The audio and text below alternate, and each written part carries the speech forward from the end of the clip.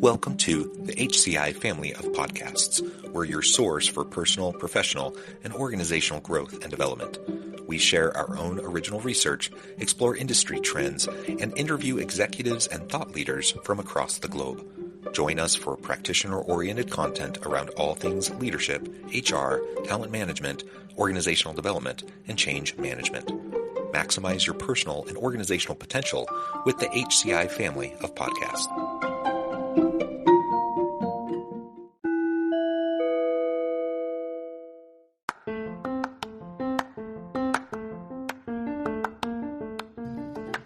Welcome to the podcast. In this podcast episode, I talk with Candice Elliott about the intersection of health and work.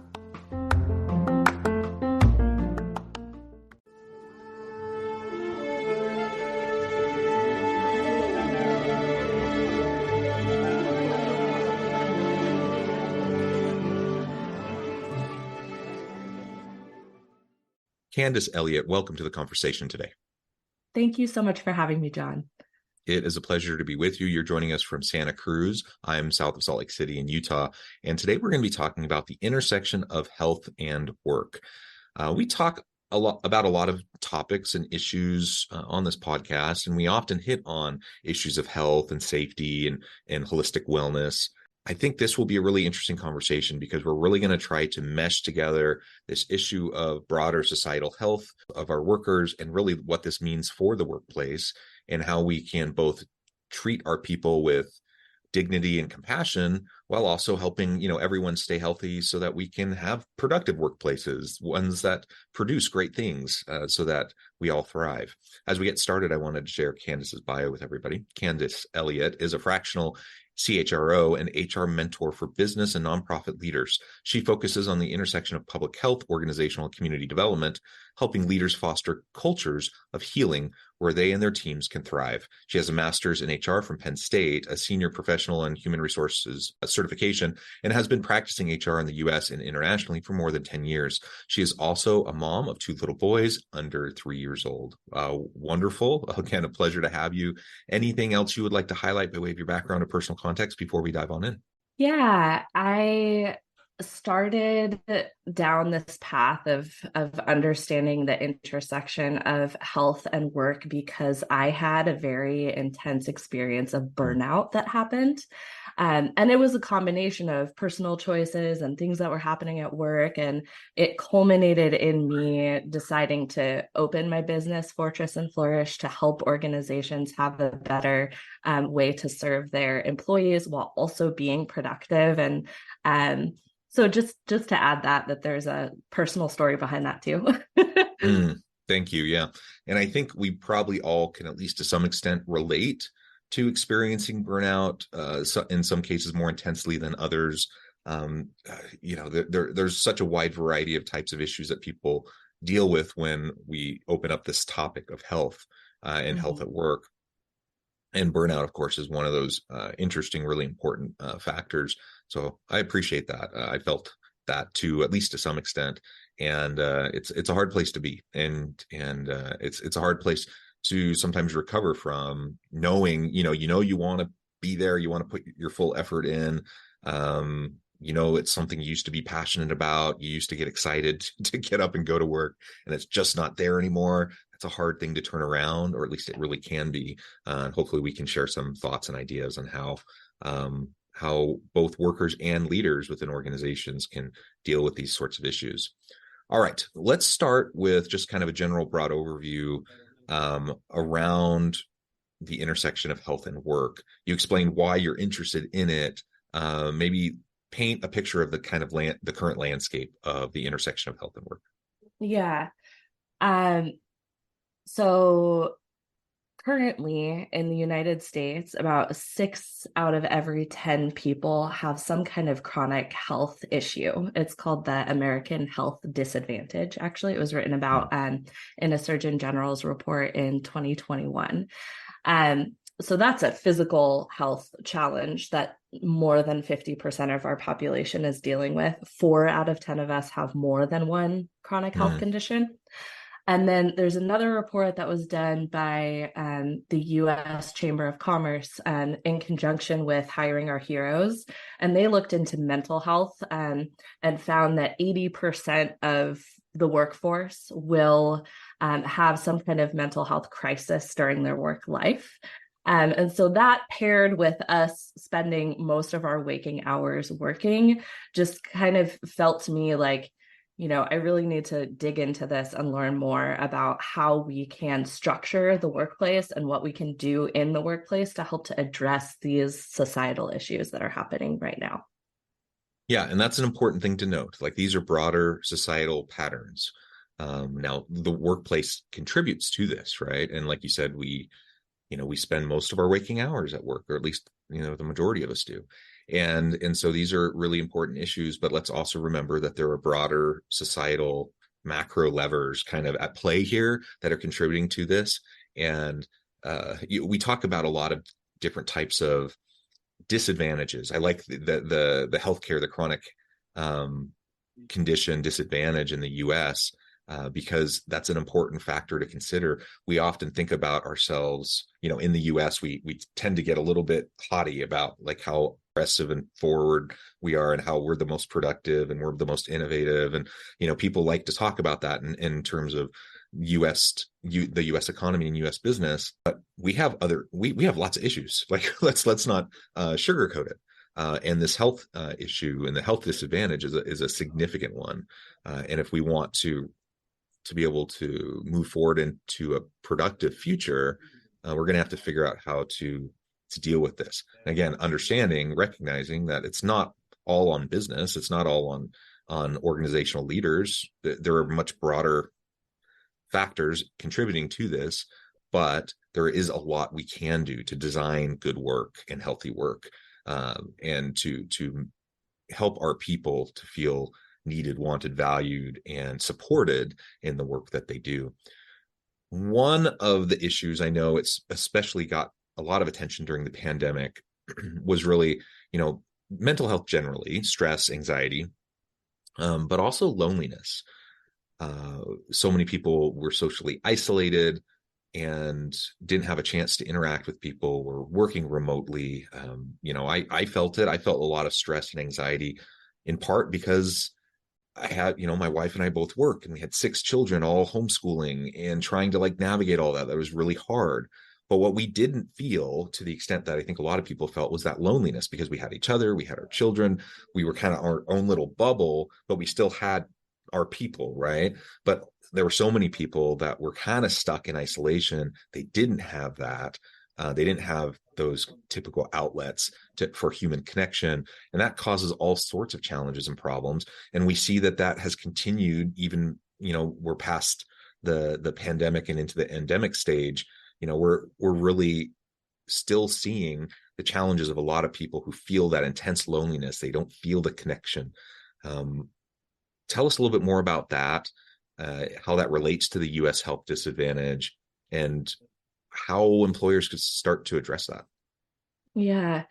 Well, I think there was a very interesting study that happened years ago before the pandemic. It was called the Stable Scheduling Study by Joan Williams, who's a professor at the University of California. And she went to all these Gap stores in San Francisco, and they instituted just some stable scheduling. So this was for hourly workers, but I think you can extrapolate it out for people who are exempt employees.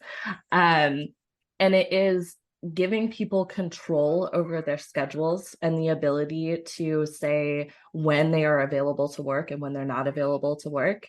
It also ensured that people would be able to switch shifts if they needed to. And so that had a lot of really important measurable health outcomes. So sleep becoming better by 6 to 8%, an increase of sales by 7%, and an increase of productivity of 5%. And so this is in retail where the margin is very small. So those types of numbers are really, really significant. But I think too, when you get to the question of, loneliness. We sort of through the pandemic have had these big headlines about the workplace. It's like the great resignation is happening, quiet quitting is happening. And really, I think if you dig into the root cause of all of that, really has to do with connection Mhm.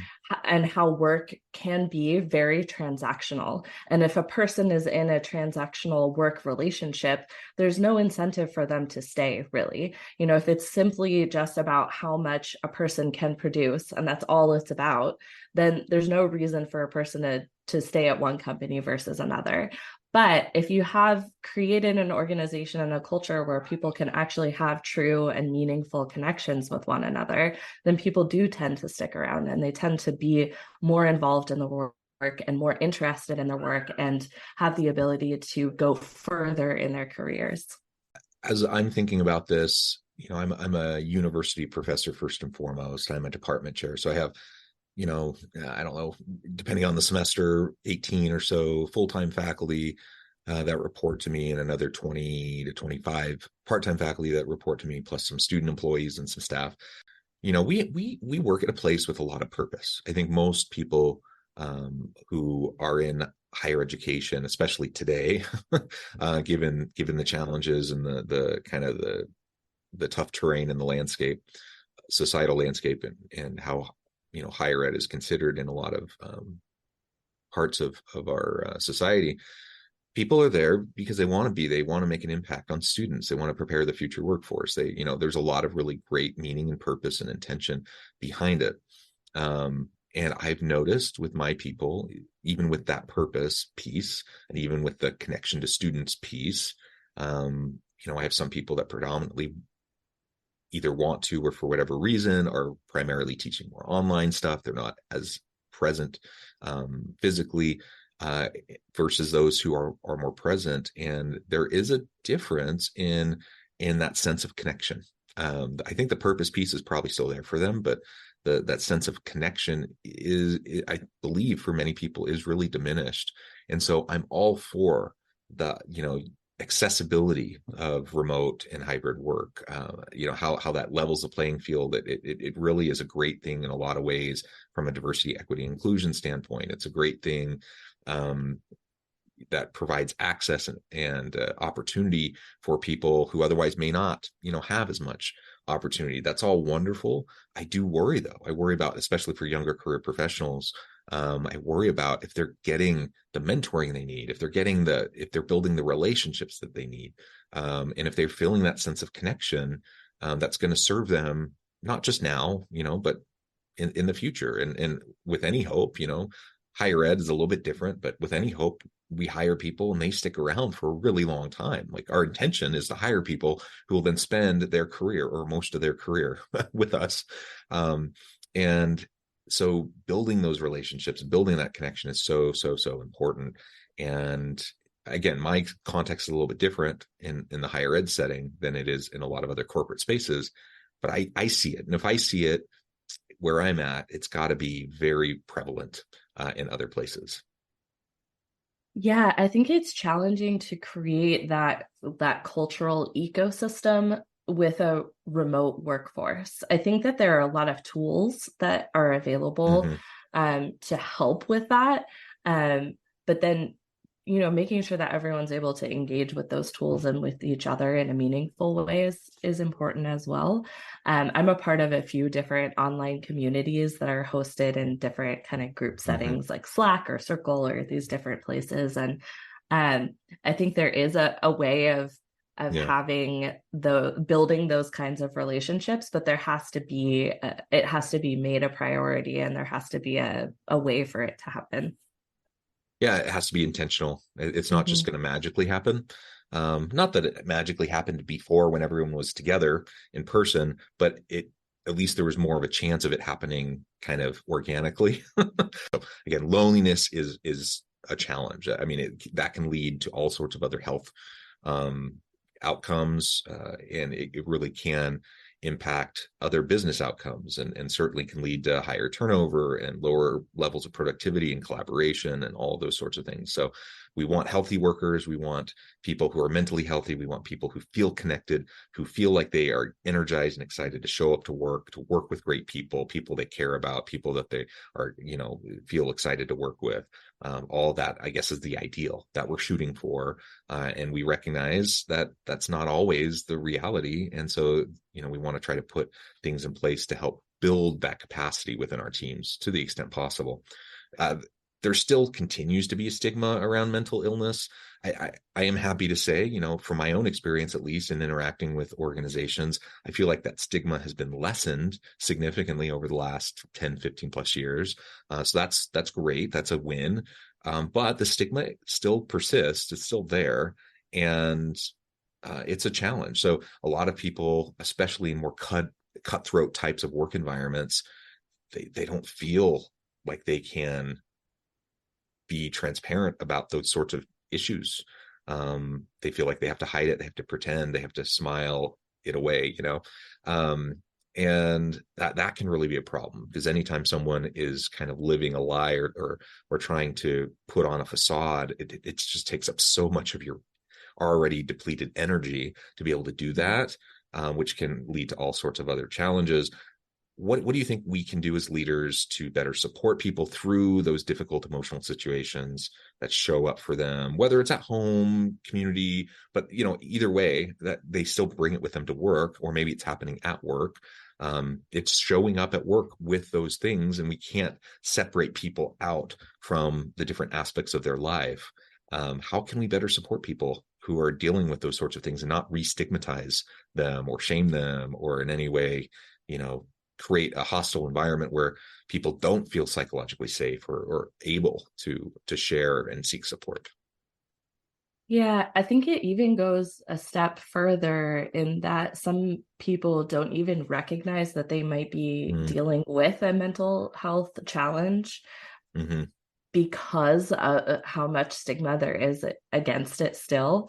And so one of the things that I work with my clients is just creating a little bit more space in everybody's schedule. Like, we want to make sure that everyone's productive, but it actually shows that there's better productivity if there is a little bit more wiggle room. So if your staff are in meetings every single day from 9 a.m. to 5 p.m. and they're working on the weekends, they're only going to be able to do that for so long, right? And I think that as leaders, we have really important goals and we have missions that we need to accomplish. And I work with a lot of nonprofit organizations, and there is this kind of like savior sort of mentality of like, I need to work harder because I'm doing this work that's so meaningful in the world. And so I think as a leader, just being able to downshift. I think we're really good as a society at upshifting, like shifting upward, going faster, doing more, but creating spaces where people can downshift,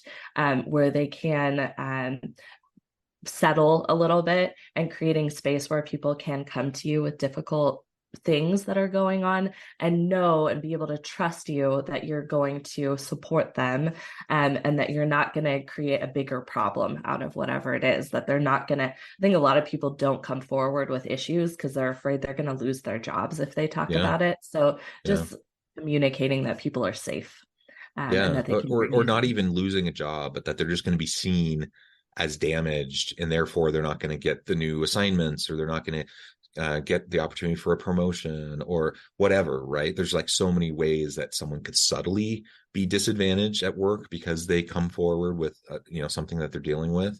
And it may be with good intention, even. Like, I could totally see a scenario where someone comes forward to their boss, they feel safe enough to share, and then the boss, out of a sense of probably genuine compassion and desire to help this person, they try to lighten their load a little bit or whatever, while that's something that needs to be negotiated with the person, I guess, is what I'm suggesting, because good intentions can also negatively impact that person. And now, they may feel like, oh, I just shared this with my boss, and now I had a big client taken away, or there's this big promotion that I wanted to be up for, and now I'm not being considered for it, or whatever the case may be. Let's make sure we have those dialogues with our people so we can work out something that works for everyone, where people don't feel punished or, in some way penalized for, sharing something that's genuine to themselves. And like you mentioned, 6 in 10 Americans are dealing with chronic health issues. That means most of us are dealing with chronic health issues. And so just because someone comes forward and is willing to share and is brave to share, that shouldn't disadvantage them, because the reality is you can pretty much assume that everyone's dealing with stuff, right? Everyone's dealing with physical stuff or mental stuff. And if we just start, I think, from that place of assumption, then we don't have to, disadvantage people, or assume they can't handle it or whatever, just because they've shared something. Yeah, your point is a really good one. It's to be in a collaborative conversation with someone and to not assume that they'll want a particular thing. I think Mm, it's good to just ask, how can I help? What is it that I can do? Maybe one person will need to take a leave of absence, whereas another person will want to just shift their yeah. responsibility slightly. And then another person may want to, take on more. And so different people respond differently to stress and to mental health challenges, and the solution isn't the same for everyone. Yeah, for sure. And also consider, like when we have someone who goes on maternity or paternity leave, that I think most people nowadays recognize that shouldn't negatively impact someone in their career. It still can, unfortunately, but I think more and more people are recognizing that. Okay, so if we can accept that and we can say, yeah, someone may need to even be gone for 3 months, but we're going to welcome them back. Their job will be there for them. We're going to reintegrate them in meaningful ways. If we're willing to do that work and able to do that work for someone who, say, takes maternity or paternity leave, why can't we do that for people who have other chronic health issues, or they have a mental health challenge, or substance abuse issue that they need to address, or whatever, right? I think if we can just be a little bit more uh, thoughtful in how we approach coverage of the roles and tasks that need to be performed within our organization, within our teams, then we can be more accommodating to people. We can provide the support necessary in a collaborative way, in a way that meets them where they're at, and with where what they need, I guess, from us to be able to move forward. Also, to your point you made a few minutes ago, it's important to recognize, because of the stigma, that some people just either they don't feel safe to come forward, but also sometimes they just don't see it in themselves, or they see it, they buy into the stigma and they see it as a sign of weakness, so they don't want to admit it to themselves, that it's something that they're dealing with. So sometimes as a leader, I think it's our job to look out for the warning signs of burnout, of stress and anxiety, of depression, of some of those sorts of things, and to have mentoring conversations and coaching conversations, and be vulnerable enough, with our own story, that we can, share in appropriate ways, the things that we do and what we're dealing with in a way that then creates a permission structure for other people to then do the same, recognizing that, oh, my boss, has had these issues. They're still doing fine. They've been supported in these ways. I can too. Mm-hmm.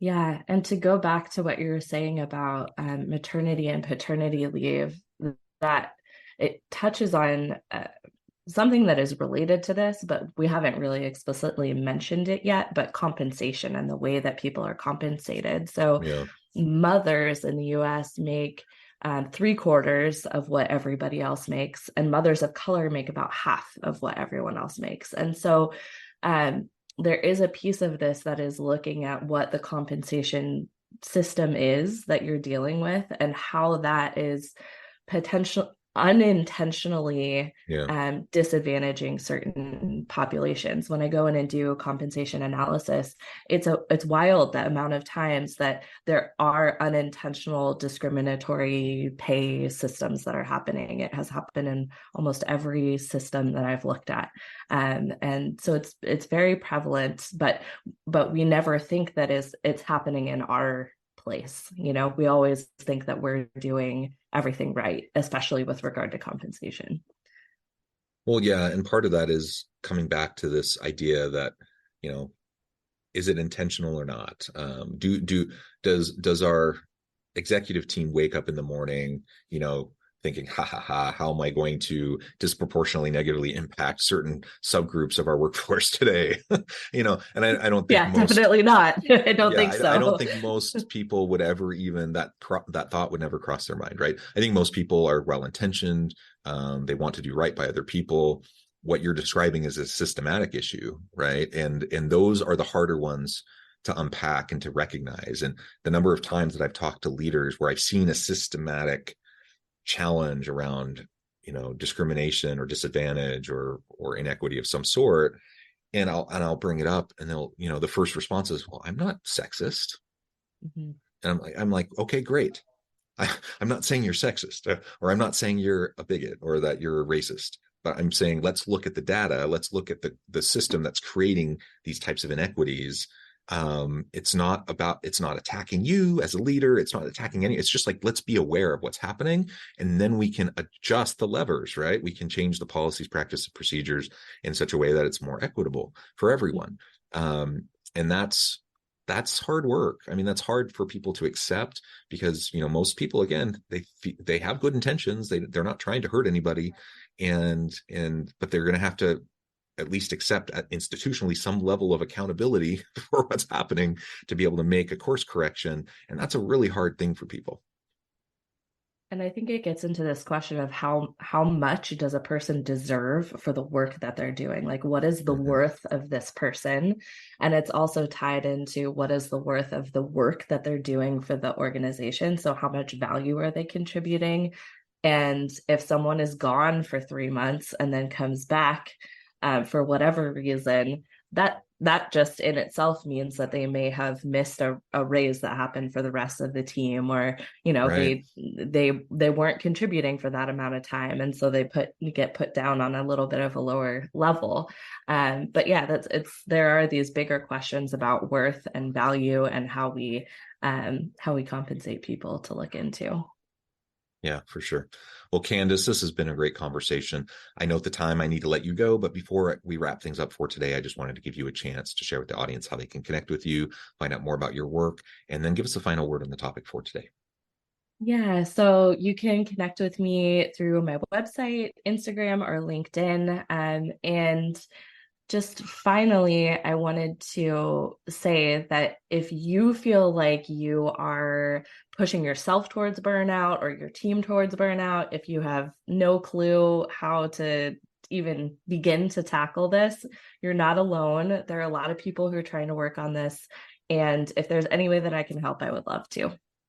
Thank you so much. It's been a pleasure. I encourage the audience to reach out, get connected, find out more about what Candice can do for you. And as always, I hope everyone can stay healthy and safe, that you can find meaning and purpose at work each and every day. And I hope you all have a great week.